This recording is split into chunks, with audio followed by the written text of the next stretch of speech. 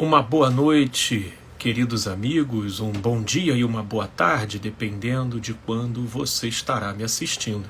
Estamos iniciando aqui mais uma conversa. O tema de hoje, inclusive, será o mesmo da semana passada, que são perguntas e respostas. Eu tenho trabalhado, com a proposta de produzir vídeos respondendo a inúmeras questões das mais diversas naturezas, dos mais diversos temas, que me são enviados, sendo que algumas questões elas são ou muito complexas ou muito prolongadas e eu não tenho ocasião para responder num vídeo curto. Mas eu quero ir para a primeira questão, tá? Eu já gravei um vídeo sobre isso, mas vira e mexe, pessoas aqui me mandam novamente questões sobre esse tema. Eu vou começar pela primeira questão aqui. Como você enxerga a existência de um inferno? Essa é a primeira questão que me foi enviada aqui. Como você enxerga a existência de um inferno? Como já gravado num determinado vídeo, ok?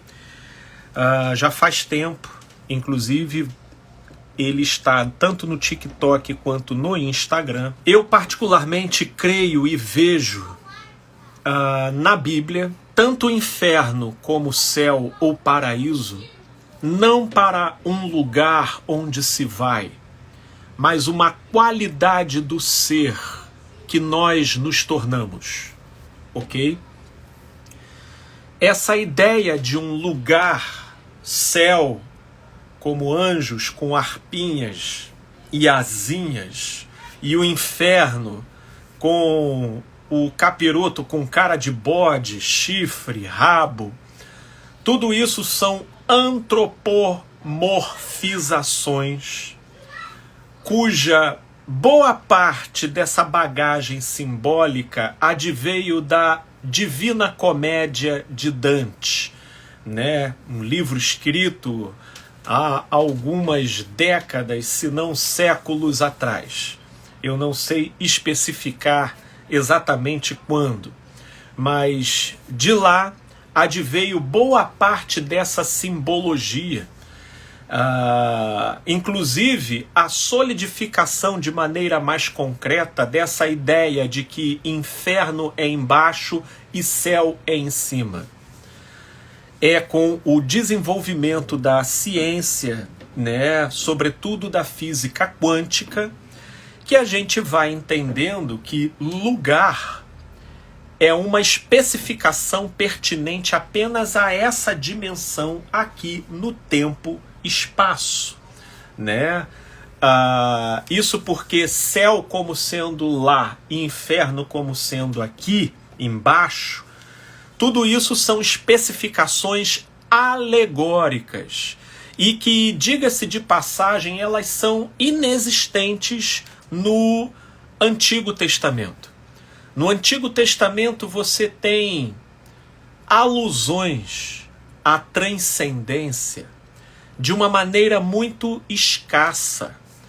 A transcendência no Antigo Testamento ainda era muito limitada, principalmente na obra dos judeus. Fala-se sobre céu, tem-se uma ideia sobre o além, mas nada com muito detalhes ou com muita riqueza de profundidade.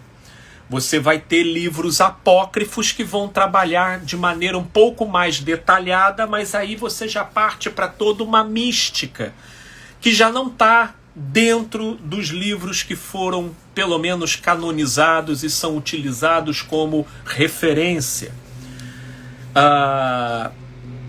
É Jesus que é a luz dos homens, a luz do mundo, que vai trazendo para a gente uma referência do que seja inferno, quando ele faz menção ao Geena. Sim, se o teu olho te escandalizar, arranque-o, lance-o para longe de ti, porque mais vale entrar no reino dos céus sem um dos seus olhos do que ir com os 2 olhos para o Geena, lá aonde o bicho não morre e o fogo não se apaga. Geena, ele fazia menção a um local que ficava, um local físico existente, concreto, que existia ali no Vale de Inom, bem ao lado da muralha de Jerusalém, como uma espécie de lixão de Jerusalém, onde eram lançados toda sorte de podridões, e ali jogavam enxofre e acendiam fogo, para que aquilo pudesse ir sendo consumido e evitar de se passarem doenças e virulências para dentro da cidade, tanto quanto também para conter o mau cheiro, porque jogavam-se coisas de toda a natureza, inclusive corpos de animais, de pessoas, enfim. Então, aquele local ali do Vale de Inom, hoje, muito diferente. Você for no Vale de Inom, ali em Israel, inclusive é um vale muito bonito. Mas hoje ali no Vale de Inom, quer dizer, na época no Vale de Inom, era um local sinistro, fúnebre, repulsivo, e que então Jesus se utiliza como simbologia para expressar agonia, algo terrível, né? E ele inclusive acrescenta essa colocação, né, onde há choro e ranger de dentes, né, designando não necessariamente um local, mas uma qualidade de ser. Portanto, inferno designa uma condição da ausência de Deus, uma condição da ausência da prerrogativa de se estar em Deus, da ausência da paz, da ausência da harmonia e da presença intensificada dos desalinhamentos e das distorções do nosso ser na direção da dor, da ira, das paixões, das obsessões, das angústias, né? E tudo, da culpa, da raiva, do ódio e de toda essa miscelânea que, de uma forma ou de outra, todos nós, na nossa peregrinação aqui no tempo e espaço, já vivenciamos facetas, tanto do céu quanto do inferno. Mas enquanto aqui nessa dimensão, tudo isso é em parte, acontece de modo segmentado, nada como um dia depois do outro e você acorda com outro estado de espírito, com uma outra animosidade. Mas o fato é que o modo como nós escolhemos, aquilo que nós alimentamos e o caminho que aqui nós construímos, eles oferecem material para construir o nosso céu de ser e o nosso inferno de ser. No meio disso tudo existe a arbitrariedade da graça de Deus. Sim, e que interfere nesse processo, não deixando ele ao léu do nosso próprio mérito. Porque se assim fosse, meu Deus, nós já estaríamos com o endereço certo e reto para a fabricação do nosso próprio inferno de ser. Mas por algum ângulo, por um dado caminho e num dado sentido, que inclusive não cabe a mim ser limitado e dependente dessa graça de julgar, mas por um dado caminho, modo e situação específica, mesmo com a intervenção da arbitrariedade da graça, existirão aqueles que na determinação do seu coração ainda assim irão transigir na direção da morte, alimentando e escolhendo por tudo aquilo que não é bom. E diga-se de passagem, mesmo estando dentro da igreja, viu?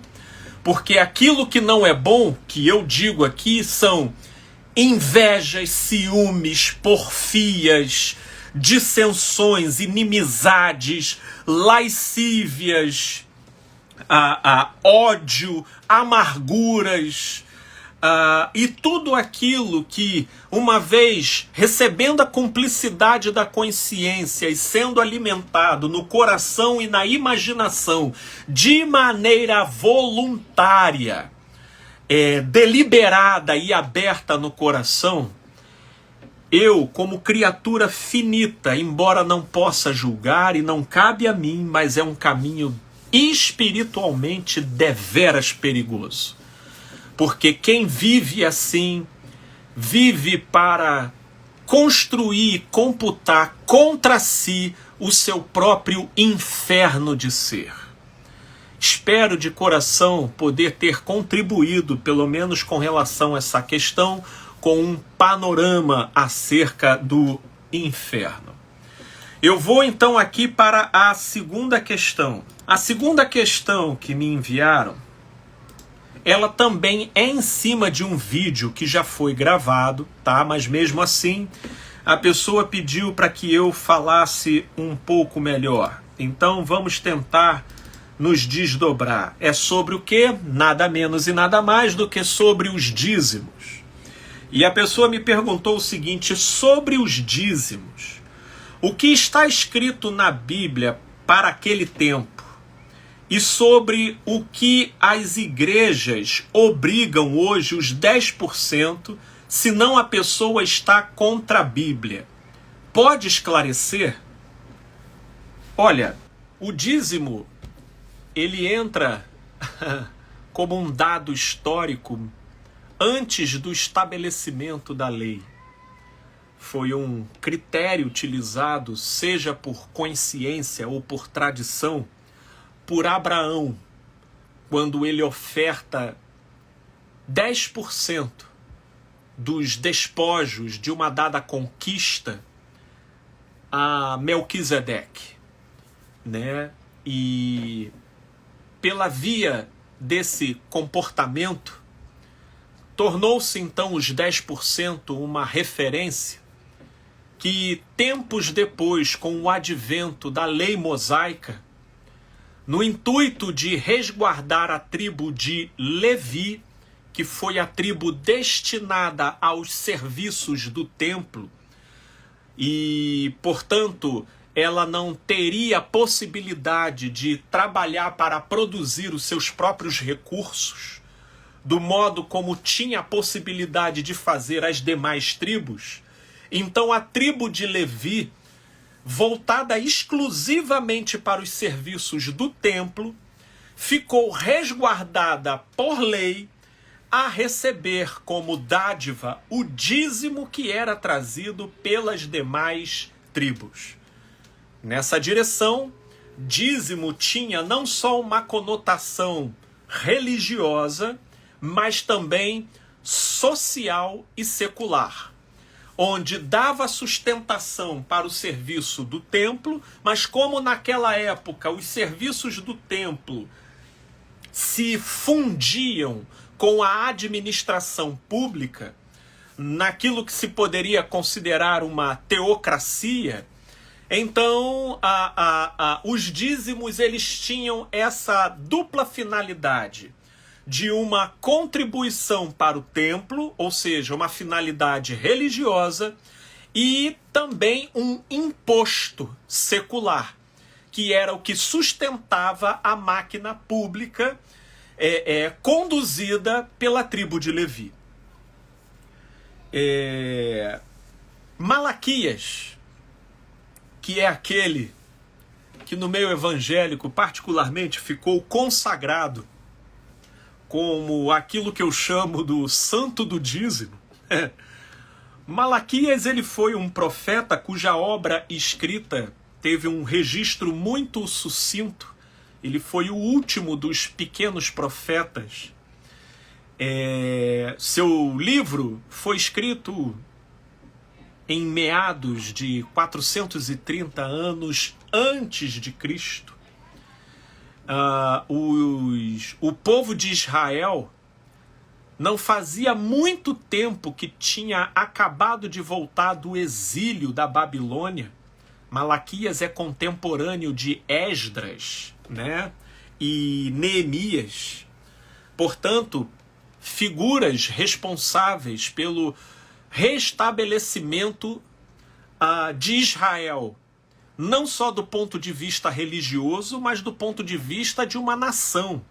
Então, para isso era necessário resgatar as funções administrativas públicas, dentre elas a contribuição imposto, que era aquela arrecadação trazida pelas demais tribos para que a tribo de Levi pudesse retomar os serviços exclusivos na direção do templo, seja para atender às demandas religiosas, seja também para dar conta das atividades públicas, porque, como dissemos, essas duas propostas se fundiam na administração do passado. Então é lá no capítulo 3 de Malaquias que são faladas aquelas falas com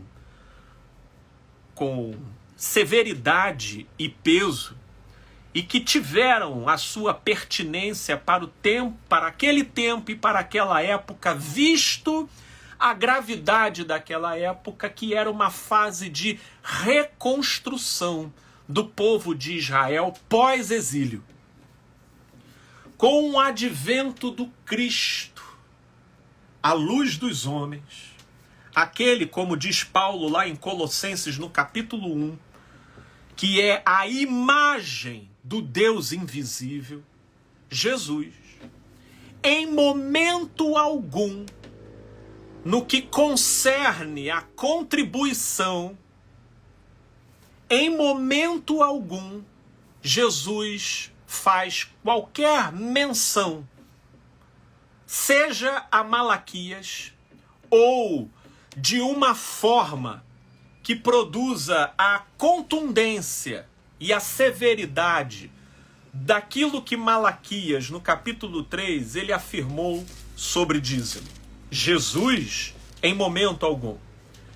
Agora, Jesus ele faz uma menção acerca de contribuição. Isso porque naquilo em que Jesus de vez em quando circulava pelo templo, olhando uma viúva pobre contribuir, ele vai lá e notifica. Não o fato do dízimo, e tomando a viúva pobre como exemplo de sua contribuição para reforçar o fato de que quem não dá o dízimo está tirando de Deus. Jesus não iria fazer esse ridículo, né? O que ele ressalta na atitude da viúva é a qualidade do coração da viúva na maneira como ela contribuía. E ele notifica, enquanto todos os outros davam a partir daquilo que lhe sobravam, a viúva deu tudo o que ela tinha, o que representava, que ela deu com o coração. Para dizer a verdade, é maravilhoso refletirmos sobre o modo como Jesus olhava para as pessoas. Ele estava sempre olhando para a qualidade do coração. Quando aquele centurião romano, homem pagão, não pertencente à religião judaica, pede para que Jesus cure o seu servo, e Jesus insinua se conduzir até a casa dele, e ele interrompe Jesus e diz: mestre, eu não sou digno de que vá na minha casa, porém eu também sou homem de autoridade. Se eu disser para o meu servo vai, ele vai. Se eu disser para o outro vem, ele vem. E se tu disseres com uma só palavra, a enfermidade sai dele. E Jesus vira para os demais ouvintes impressionado, isso está narrado lá em Mateus, no capítulo 8, né? Em Mateus, no capítulo 8. Em Marcos, em Mateus, no capítulo 8, a partir do verso 5, ele vira para os ouvintes, que estava cheio de religiosos judeus, e diz: nem mesmo em Israel eu encontrei fé como essa. Perceba que o olhar e o discernimento de Jesus não estava nos estereótipos e nos estigmas estabelecidos pelo modo da leitura, ler e interpretar quem era quem. Jesus estava sempre traduzindo a energia do coração. E foi assim com a viúva que foi levar a contribuição dela. Então essa é uma das menções que Jesus faz a dízimo, ou a contribuição. A segunda menção que Jesus faz, lá em Mateus, em capítulo 23, também muito distante da colocação e da ênfase feita e estabelecida por Malaquias, está lá em Mateus 23, 23. Ai de vós, escribas e fariseus, hipócritas, porque dais o dízimo da hortelã, do endro e do cominho, e tendes negligenciado os preceitos mais importantes da lei, quais sejam a justiça, a misericórdia e a fé. Devias, porém, fazer estas coisas, sem omitir aquelas. O que Jesus está dizendo é que do que vale contribuição ou dízimo, se elas estiverem desconectadas da qualidade do coração. Perceba que a ênfase é outra, inclusive trazendo uma relatividade dessa ênfase do dízimo como sendo algo sacrossanto, inegociável, completamente inquestionável, como os religiosos cristãos querem fazer entender, se utilizando principalmente de Malaquias. Ah, Felipe, mas Malaquias está na Bíblia. Está sim. Malaquias está na Bíblia, tanto quanto está na Bíblia também que Elias, depois que fez o fogo cair do céu para consumir o holocausto, foi lá, pegou uma adaga e junto com o povo de Israel foi e matou ao fio da espada todos os sacerdotes de Baal. Tá lá, tá na Bíblia. Né? Tá na Bíblia que Davi, o rei segundo o coração de Deus, segundo Salmos, ele tinha um harém de mais de 400 esposas. Tá lá na Bíblia. Na verdade, tá lá na Bíblia, inclusive, que se algum irmão for pego em ato de adultério, é para apedrejar. Tá lá na Bíblia. É lei. É lei. Agora, inclusive a questão que me foi enviada é de uma pessoa, embora querida, mas que tem a mentalidade ainda muito religiosa e legalista, porque ela me constrói a questão da seguinte forma: sobre o dízimo, o que está escrito na Bíblia para aquele tempo, e sobre o que as igrejas obrigam hoje, os 10%, se não a pessoa está contra a Bíblia. Pode esclarecer? Essa colocação das pessoas estar contra a Bíblia porque ela não dá o dízimo é uma verdadeira loucura, porque o que os religiosos fazem é tomar a Bíblia como um todo, sendo ela relevante e com autoridade, da primeira página do Gênesis até a última página do Apocalipse. E não há diferenciação. Se está na Bíblia, tem que abaixar a cabeça e seguir. Meu Deus! Se for seguir nessa direção, a gente vai ter respaldados os maiores retrocessos, as piores loucuras, fazendo regredir o pouco daquilo que, como humanidade, a gente já alcançou até aqui. Mas aí vem a grande pergunta: mas Felipe, então, qual é o critério? Como que a gente olha? Olha, como que a gente olha? Quem vai dar a resposta para a gente é ninguém menos. Tem várias referências, mas eu vou começar aqui com Hebreus capítulo 1. Verso 1. Havendo Deus outrora falado muitas vezes e de muitas maneiras aos pais, pelos profetas, nestes últimos dias nos falou pelo Filho, a quem constituiu o herdeiro de todas as coisas, pelo qual também fez o universo. Ele, Cristo, que é o resplendor da glória e a expressão exata do ser de Deus, sustentando todas as coisas pela palavra do seu poder, depois de ter feito a purificação dos pecados, assentou-se à direita da majestade nas alturas, tendo se tornado tão superior aos anjos, quanto herdou mais excelente nome do que eles. Desculpa, meus irmãos, quem é Malaquias comparado ao Cristo? Quem é? Quem é qualquer personagem comparado à luz do mundo, ao verbo que se tornou carne? Como eu disse aqui lá no início, lá em Colossenses no capítulo 1, a imagem do Deus invisível, que é Cristo Jesus.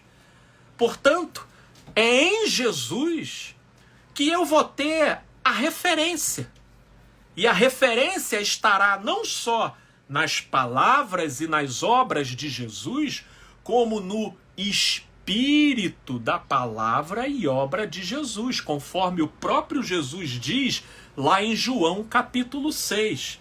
A palavra, a letra para nada presta. As palavras que eu vos tenho dito são espírito e vida.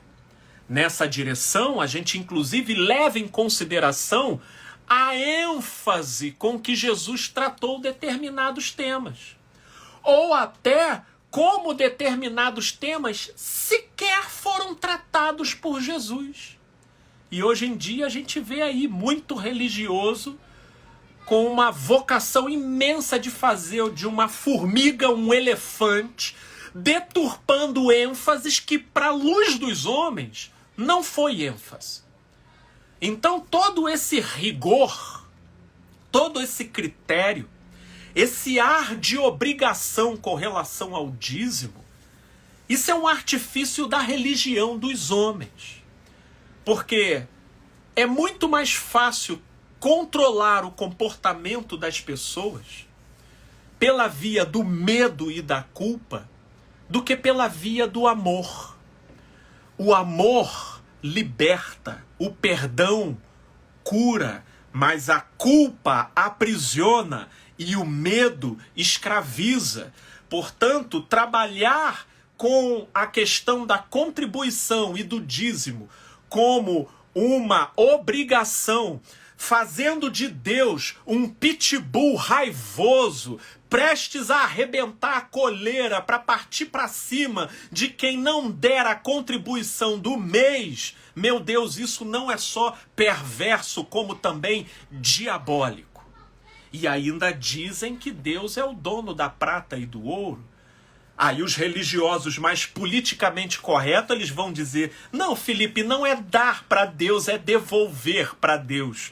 Tudo joguinho de palavras, mas o esquema de obrigação, de coação e de imposição é a mesma.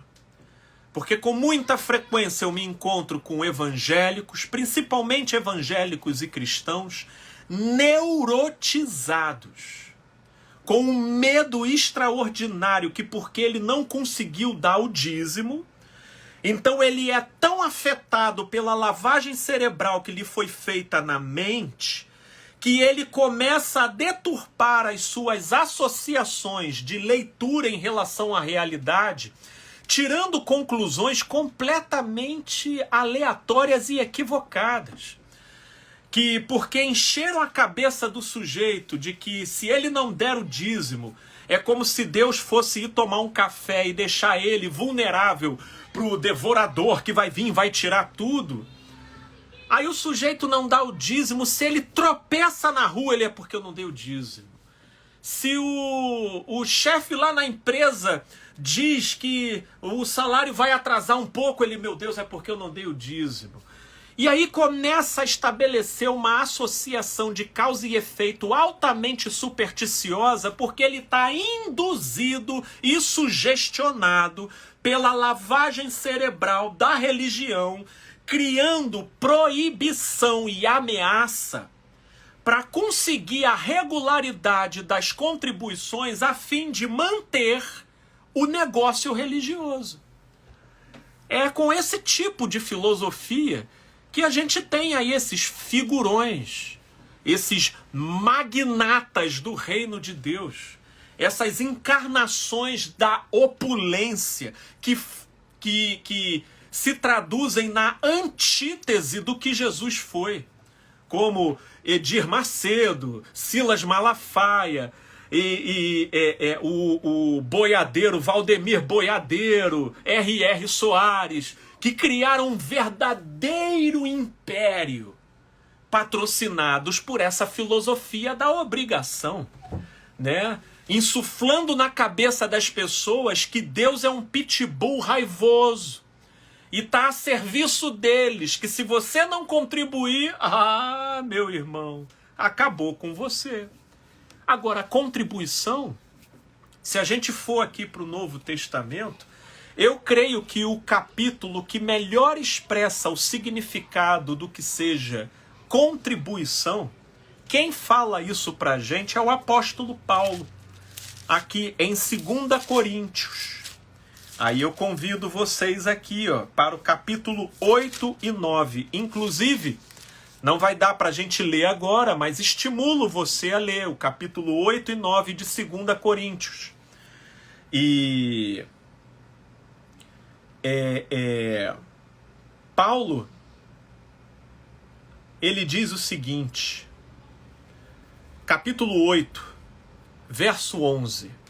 Olha as palavras que ele coloca, porque Paulo é um que não menciona nada sobre dízimo. Você vai ter menções, inclusive em Atos dos Apóstolos, sobre contribuições, mas o espírito e o modo como aquilo acontece é sempre da ordem da voluntariedade, da espontaneidade, como fruto da gratidão no coração. Essas são prerrogativas que não se controla. Não tem como controlar. Desculpa, mas não tem como você construir um império religioso na base do amor, da liberdade e da espontaneidade. Jesus, que seria o cara mais habilitado para fazer isso, não fez. Por que a gente vai fazer? Porque, na verdade, a ideia não é essa.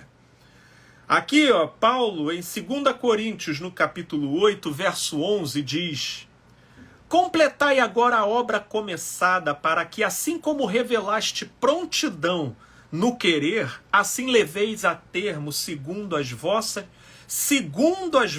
posses. Porque se há boa vontade, será aceita conforme o que o homem tem, e não segundo o que ele não tem. Porque não é para que os outros tenham alívio e vós sobrecarga, mas para que haja igualdade. Olha que maravilha. Esse é o espírito da contribuição. Paulo aqui, em 2 Coríntios capítulo 8, estava apelando, né, aos coríntios, uma contribuição para as pessoas mais pobres de Jerusalém, né? E na sua transcrição ele comunica a gente o verdadeiro espírito da contribuição conforme o espírito do evangelho. No capítulo 9, inclusive, Paulo faz uma colocação muito mais interessante. A isto afirmo: aquele que semeia pouco, pouco também ceifará. E o que semeia com fartura, com abundância também ceifará. Cada um contribua segundo tiver proposto no coração, não com tristeza ou por necessidade, porque Deus ama quem dá com alegria. Olha como a conotação muda totalmente. A ideia da contribuição ela é filha da generosidade, da gente entender que é melhor dar do que receber, que se recebemos de graça, então nós ofertamos, mas isso com liberalidade e espontaneidade de coração e não chicoteados pela culpa e pelo medo. Mas essa é uma mentalidade que não é fomentada dentro da maioria massacrante dos meios religiosos. Por quê? Porque não dá lucro. Sim, mas a verdade é que pela consciência, pensa comigo, se você está num lugar se reunindo e você desfruta do conforto e da comodidade daquele lugar e você entende que aquele lugar ele é responsável para com a disseminação do bem, do amor e dos valores e dos princípios que você se identifica e entende como sendo aquilo que poderia crescer, progredir e alcançar outras pessoas, a gente contribui. Eu contribuo com muitos projetos. Projetos de solidariedade, de ajuda, de filantropia, principalmente quando eu conheço, de preferência quando eu conheço, interajo a origem, conheço os envolvidos, eu vou lá e ajudo. Porque tem muita gente também que, se tornando contra o dízimo, toma isso como pretexto para agasalhar dentro de si a avareza, que é o apego ao dinheiro, o apego às coisas, e ele nem sequer olha para o lado, olha para o próximo. Eu, particularmente, num país marcado por tanta desigualdade como é o nosso, eu quero dizer para vocês, e inclusive concluir a resposta a essa questão de hoje. O melhor dízimo, conforme o espírito do Evangelho, é aquele que é dado e ofertado para quem padece do nosso lado. Olha aí para a sua vizinhança, para o seu bairro. Creio que você não vai olhar para muito distante sem conseguir ver algum nicho, trecho ou pessoas passando por dificuldade. O melhor dízimo é aquele que é ofertado para quem padece do nosso lado e no nosso caminho. E isso, inclusive, eu estou apenas parafraseando o ensinamento que Jesus deixou na parábola do bom samaritano. Quando aquele religioso vira e pergunta para Jesus, mas quem é o meu próximo? E Jesus conta aquela parábola explicando para ele que o próximo é aquele que a gente encontra no caminho. Mas o religioso, lá na parábola de Jesus, do bom samaritano, o sacerdote e o levita, preocupados com a atividade no templo, olhando para o moribundo no chão, eles passam ao largo. Muito provavelmente, sabe por quê? Porque o dízimo no templo para eles estava em dia. E aí isso arrefece a consciência deles, no sentido de se tornarem sensíveis para o padecimento de quem cruza o caminho deles. Porque isso, inclusive, é um dos efeitos colaterais dessa mentalidade do dízimo como obrigação.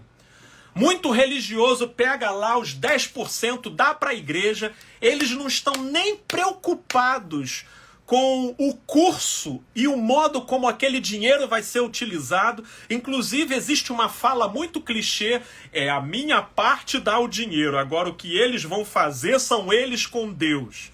Sabe, é uma mentalidade tosca, irresponsável, completamente preguiçosa, descomprometida e egoísta. Por quê? Porque no fundo ele só quer se desvencilhar do sentimento de culpa. Pronto, dei o dízimo. Agora também não vou aqui ficar me preocupando com o que vai fazer ou deixar de fazer, não. Se eu estou sustentando aí algum esquema perverso, Deus vai intervir aí um dia. Meu Deus. Essas horas é que eles não percebem, é que nós somos a resposta da nossa própria oração. E se a gente fecha os olhos para aquilo que a gente mesmo contribui, como é que a gente pede a Deus para Ele mudar esse mundo? Né? Então, a grande verdade é que, inclusive, tem aqueles que dizem que esse texto que eu li aqui, em 2 Coríntios 8 e 9, fala sobre ofertas. Ofertas é uma coisa que a gente tem que dar à parte. O dízimo é obrigação. Existem diversas colocaçõezinhas que nada mais são do que tentativas filosóficas toscas de ajeitar aquilo que não faz o menor sentido e não encontra a menor coerência, pelo menos a partir do advento de Cristo, que é a luz dos homens e a nossa referência, para podermos olhar para o Velho Testamento e entender o que fica e o que sai, o que é importante e o que é de relevância secundária. Meus amigos e irmãos, eu espero de coração, em relação a esse tema, ter gerado um melhor entendimento. E que todos vocês sempre encontrem meios, maneiras, pessoas para poder contribuir. É saudável exercitar a generosidade. E no mundo em que nós vivemos de frieza e falta de afeição natural, que isso nas palavras de Paulo, né, na falta de afeição natural, e que num termo mais moderno, que na falta de sensibilidade e de empatia, exercitar a generosidade é um dos melhores caminhos de mantermos aquecido o amor no coração. Mas nesse sentido, no que diz respeito à contribuição, eu conclamo e rogo para que vocês desfoquem dessa história de dízimo para a instituição religiosa e se sensibilize para olhar para o lado, a fim de enxergarem aqueles que cruzam o caminho de vocês com alguma necessidade. E óbvio, se vocês interagirem com algum projeto ou instituição que vocês conheçam, que vocês acompanhem e que de preferência vocês participem e sejam corresponsáveis pela produção desse projeto e dessa instituição, sim, que vocês também contribuam lá. No que diz respeito para mim, dízimo já deixou de ser uma referência há muito tempo. Às vezes eu me vejo contribuindo com um valor muito além de dízimo em relação àquilo que eu ganho, porque eu não presto atenção, eu fico levando em consideração a pessoa que cruza o meu caminho, a demanda que chega até mim, e aí eu entendo, poxa, para isso eu vou dar esse valor X, que eu vou entender que nesse aspecto eu vou ajudá-lo, esse aqui eu vou repassar esse valor Y, que eu entendo que é algo satisfatório para essa demanda, e aí na somatório disso tudo, meu Deus, já foi para além do dízimo. Não deixemos o nosso coração incorrer na frieza, e um dos melhores caminhos para isso é exercitar a generosidade. A generosidade. Meus amigos, eu tenho aqui mais uma questão. A pessoa me mandou o seguinte: eu gravei um vídeo referente a uma mulher que me mandou uma questão pelo fato de ela ter iniciado um namoro com alguém que, embora já separado, ainda estava com o seu divórcio em andamento. Mas ao saber que essa pessoa foi diagnosticada com câncer, sensibilizada, ela tomou a iniciativa de ir morar com a pessoa para poder não só aproximarem o vínculo que eles já estavam formando, mas também poder ser mais útil para a fase que aquela pessoa estava passando. E aí nisso eu falo do moralismo da religião e tudo mais, e é em cima disso que me vem a questão dessa pessoa aqui que eu vou ler. Explica melhor o que significa o moralismo da religião dos homens abordada no vídeo de hoje. Por que os pastores usam tanto a Bíblia para falarem que é pecado ter relações sexuais fora do casamento? No caso, a moça da questão de hoje não é casada com o rapaz com câncer e também já mora com ele, ou seja, vive uma vida sexual com ele. Finalmente, é pecado ou não é? E qual texto bíblico para dar? Embasamento bíblico. Por que tanta repressão da igreja se não é pecado? Ou é, e estamos flexibilizando a palavra de Deus? Seja mais claro na fundamentação dessa questão, por gentileza. Querida, deixa eu te falar uma coisa. Desde que eu comecei essa minha proposta de responder as questões que me são enviadas, eu acho que já deu para perceber que eu não respondo literalmente o que me é questionado. Inclusive, eu tenho até muitas pessoas que me criticam aqui nos vídeos por causa disso. Falou e não respondeu nada. Sabe por quê? Porque um dos meus objetivos, mais do que responder vocês de maneira pragmática, como um professor de matemática que chega e diz, olha, 1 mais 1 é 2... O meu intuito aqui é ensinar vocês a pensar. É a gente trazer reflexões para que cada qual possa fazer suas respectivas ponderações e chegar às suas próprias conclusões. Sinceramente, eu estou seguindo o modelo de Jesus.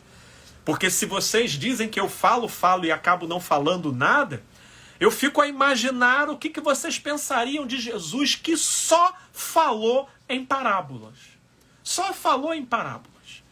E levava as pessoas a refletir e significar, incitando nelas a reflexão e a apropriação da inteligência como prerrogativas que nos foram concedidas para que então a gente se aproxime da verdade e do entendimento.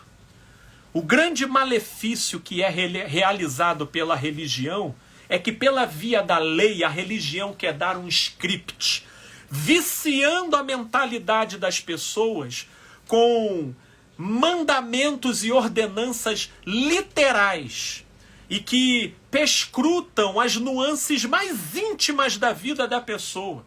E se você for para determinados enquadramentos religiosos, tem ali prescrito até o que se deve vestir, comer, para onde se deve ir, sair. E aí é por isso que as pessoas, quando me procuram, querem embasamento bíblico. Eu aqui dou vários.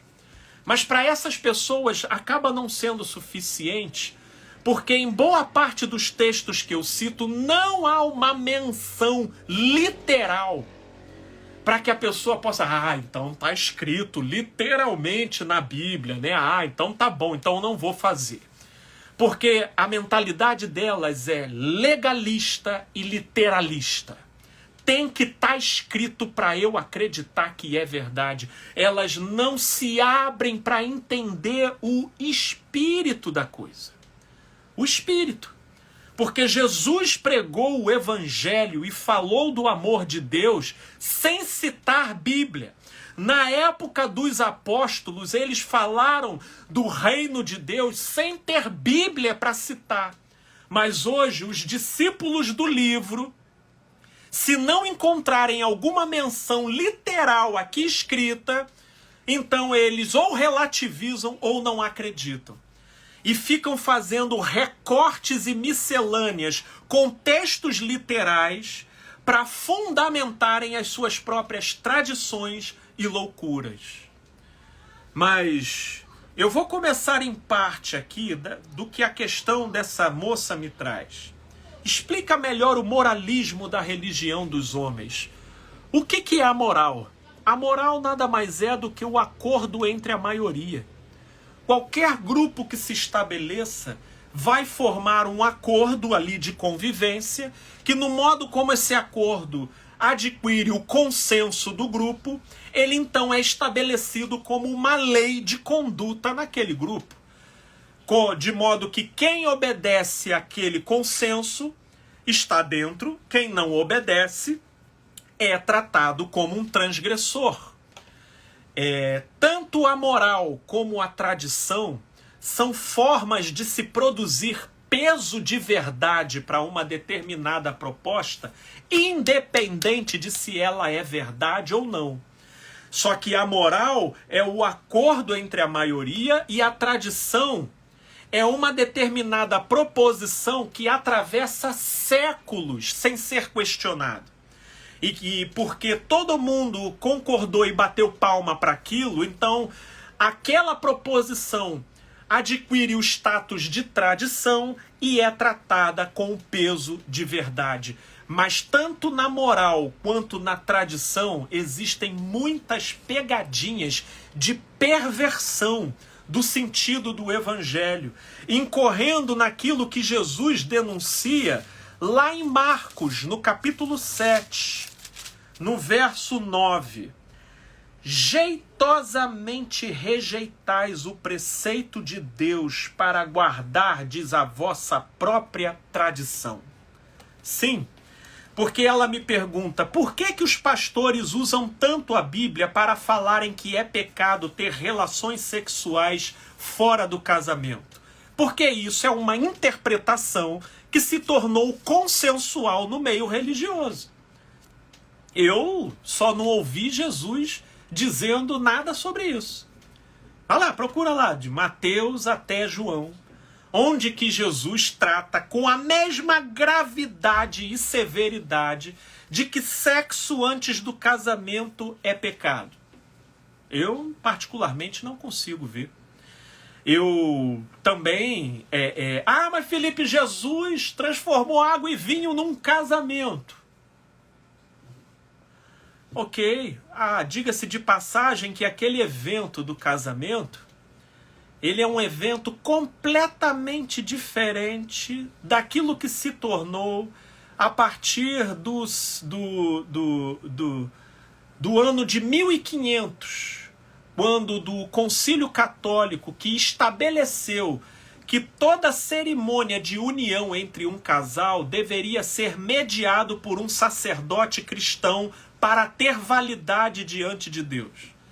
Dali em diante começa toda uma estrutura e atividade que compõe, a nível de proximidade, os moldes do que a gente observa hoje como casamento. Mas casamento já foi uma celebração muito mais simples. E essa dinâmica, do sexo antes e do sexo depois foi sempre algo muito relativo. Muito relativo. Agora, no que diz respeito a sexo antes do casamento, a palavra no Novo Testamento que foi mais interpretada dessa forma foi a interpretação de fornicação. Sendo que a palavra original que deu ensejo para esse termo, fornicação, hoje, as traduções mais atuais, você pode procurar inclusive aí na sua Bíblia, se ela é de 1980 para cá, o termo fornicação, nas traduções atuais no Novo Testamento, foram todas traduzidas pelo termo ou prostituição, ou orgia, ou promiscuidade. Ok? Por quê? Porque fornicação é um conceito.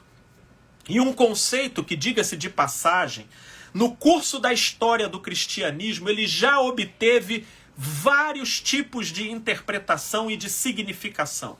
Dentre eles, fornicação já foi até utilizado como designação para certas atividades sexuais que eram feitas dentro do casamento. Isso porque, se dentro do casamento o casal tivesse sexo e sentisse prazer, os envolvidos eram rotulados e condenados como fornicadores. Então, pela relatividade do significado desse termo, foi que traduções mais atuais resolveram substituir esse termo por termos que se aproximam muito mais do significado original da proposta dos apóstolos, que falava acerca de prostituição, orgias e promiscuidade. Ora, prostituição, orgia e promiscuidade é viver o sexo como um fim em si mesmo. É a objetificação do outro. E essa prática, vivida de maneira dissoluta, ela provoca a dissolução do ser.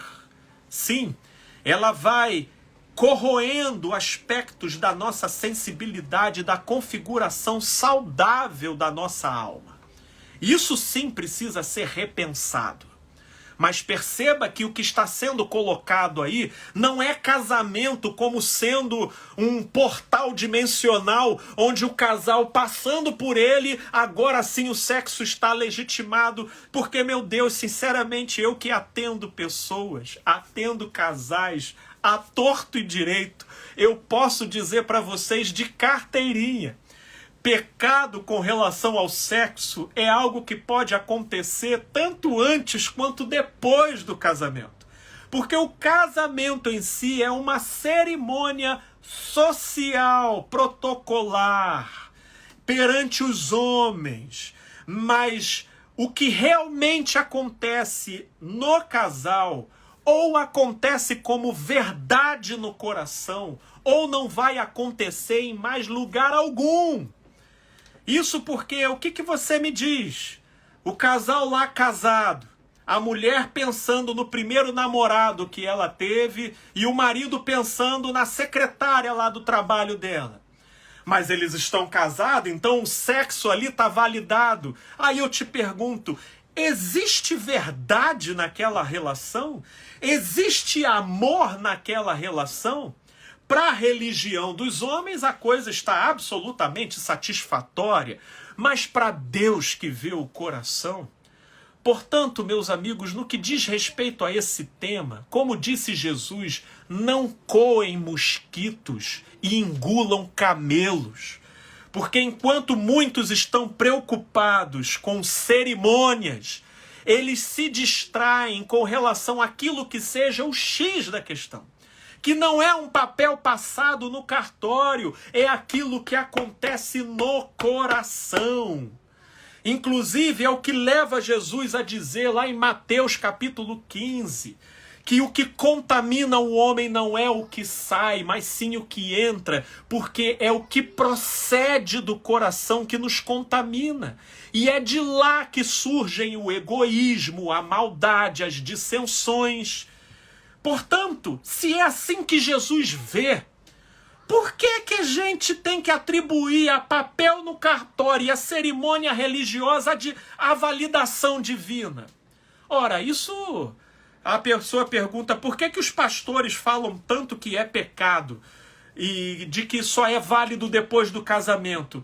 Porque é isso que sustenta o negócio deles. Enquanto vocês ficarem achando que vocês só estão casados quando um pastor chancelar a coisa, nessa filosofia de pagelância, né, que é muito própria lá para o Antigo Testamento, mas que na plenitude dos tempos, no advento da graça, né, na internalização da lei no coração do homem, como a concretização da profecia de Jeremias. Meu Deus, antes eu era menino, pensava como menino e agia como tal. Hoje me tornei adulto e abandonei as coisas de menino. Eu, particularmente, eu casei. Inclusive tive o privilégio do meu paizinho querido, antes dele ser chamado pelo Senhor, de ele realizar a cerimônia do meu casamento. Mas assim o fiz porque...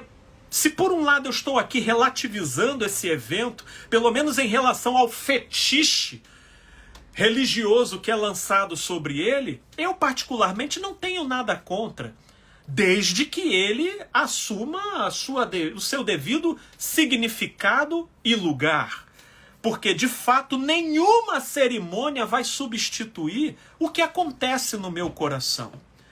E aí alguns vão dizendo aqui, Felipe, você falando isso, então isso dá margens a eu fazer sexo com quem eu quiser.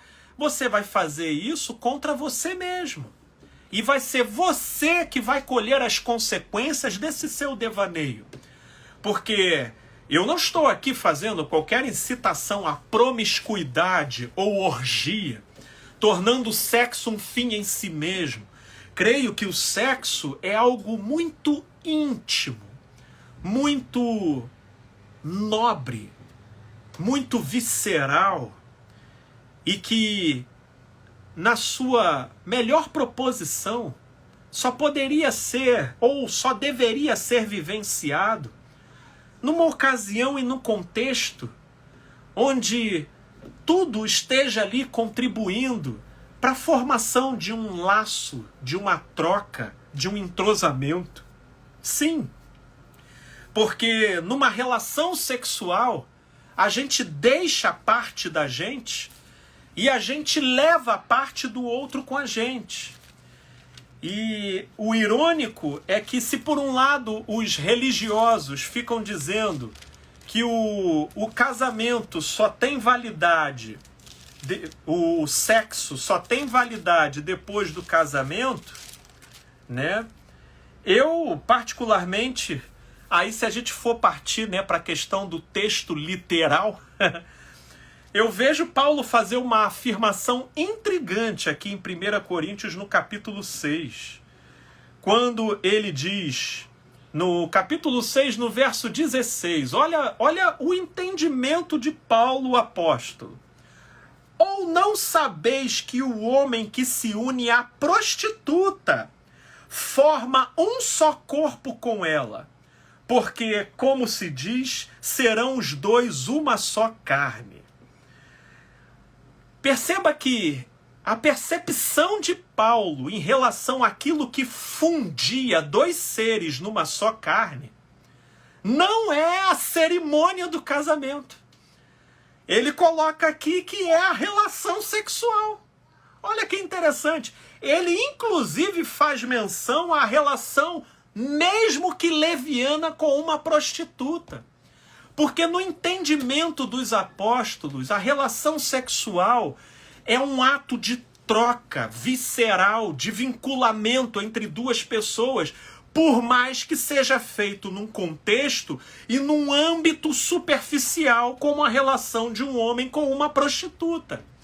Mas aprouve a religião se apropriar da ideia e da legislação de que a união entre duas pessoas só acontece se ela chancelar a união. E ela se equipara a Deus, dizendo que se ela ligar, então Deus liga, usando um versículo completamente deslocado do seu contexto e do seu significado, que é aquele lá que Jesus profere em Mateus capítulo 16, dizendo que o que ligares na terra será ligado no céu e o que desligares na terra será desligado no céu. Jesus disse isso, meu Deus, num contexto totalmente diferente do que seja casamento, meu Deus. Jesus proferiu isso numa interação com Pedro. Não foi nem com uma interação com um grupo, foi com um indivíduo. Que naquilo em que ele teve uma revelação de Deus, aquela revelação levou Jesus à proclamação que seria no espírito dessa conexão direta de Deus com o coração do homem, que ele estabeleceria a eclésia dele, a igreja dele. E aí, nesse espírito, é que tudo o que ligares na terra será ligado no céu e vice-versa. Agora, a religião tomou esse texto recortado como sendo uma referência literal para dizer, olha, tudo o que a gente concorda aqui ganha peso de verdade. Então, se a gente diz que é, é. Se a gente diz que não é, não é. Porque se Jesus disse que a gente vai ligar e desligar, se todo mundo aqui concorda que não é, então vai ser desligado lá. Gente, isso não é verdade. O nome disso é presunção. E Deus abomina a soberba. Porque a grande verdade, ela pertence ao coração. E isso é de cada um. E cada um com Deus. Esse é um borogodó entre os envolvidos e Deus. Os envolvidos em Deus. Agora, por que que os pastores tanto falam isso? Só não confunda pastores e igreja como sendo as versões autorizadas de Deus na terra. Não se iludam com títulos, porque Jesus não disse pelos títulos os conhecereis. Não, Jesus disse pelos frutos os conhecereis. E quais são os frutos do Espírito? Amor, paz, alegria, longanimidade, benignidade, mansidão, domínio próprio. Aí tem aqui uma querida que traz uma questão, que eu inclusive, minha amiga, vou tomar a sua questão como sendo a última que eu vou fazer para a gente fechar. E quando um homem é casado e ama outra mulher, mas precisa manter as aparências no casamento, qual atitude ele deveria tomar? Minha amiga, vou te dizer uma coisa. É porque o modo como você faz a colocação dos termos aqui é que talvez produza a confusão, mas creio que o entendimento seja simples para a gente fazer. Eu, em primeiro lugar, digo para você que se um homem casado diz que ama outra mulher, mas precisa manter a aparência do casamento, é que ele diz que ama a outra mulher muito mais como forma de obter dessa outra mulher o sexo. Mas não é amor. O amor tudo sofre, tudo espera, tudo suporta, e ele não age inconvenientemente. Porque se ele diz que ama outra mulher, mas a atitude geral dele é manter as aparências do casamento, me desculpe, a palavra amor aí vai se tornar muito mais aplicada ao amor pela própria reputação e aparência dele do que para com a outra mulher. Porque se de fato ele amasse essa outra mulher, tanto a sua reputação quanto a aparência seriam altamente relativas, de modo a ele inclusive entender que não vale viver numa mentira uma vez que ele encontrou o que seja amor. Agora, amor pode virar pretexto na boca de quem quer manipular, vivendo a prometer que ama e que se pudesse deixava tudo, mas apenas como um modo e um meio de manter vantagens que ele não quer perder e nem negociar. Mas amar, minha amiga, você pergunta qual atitude ele deveria tomar?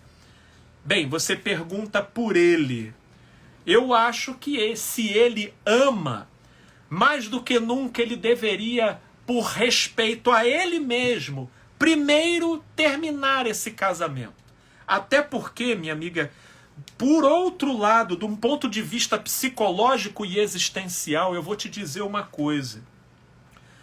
Uma pessoa dentro de um casamento, dependendo das carências que ele vivencia ali dentro e pelo tempo decorrido, de certas necessidades e desentrosamentos que ele vivencia, não é incomum formar-se dentro dele uma carência tão grande que gera um fenômeno que eu chamo de efeito miragem.